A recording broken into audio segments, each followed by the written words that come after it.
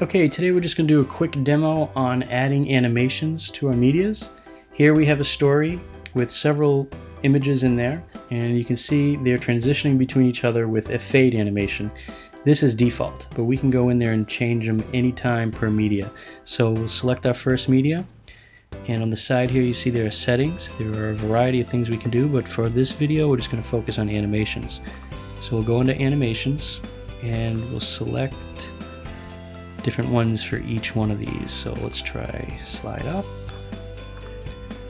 animation, let's try a slide left,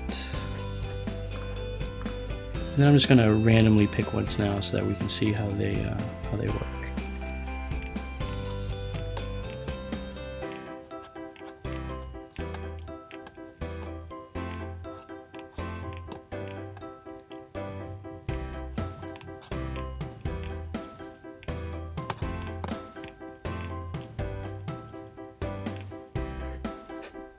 Okay, now we have a slide different animations per media, and let's play the story and see those animations take effect.